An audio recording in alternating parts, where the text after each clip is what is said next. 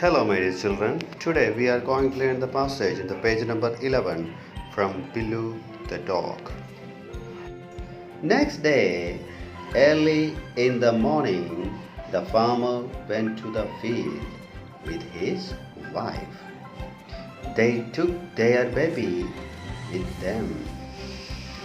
They laid the baby in the shade of a tree.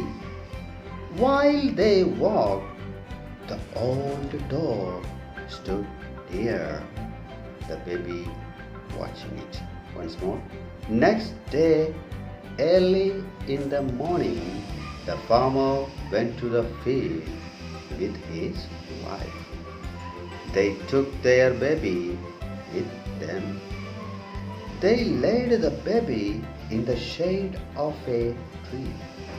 While they walked, the old dog stood near the baby, watching it. Okay, thank you.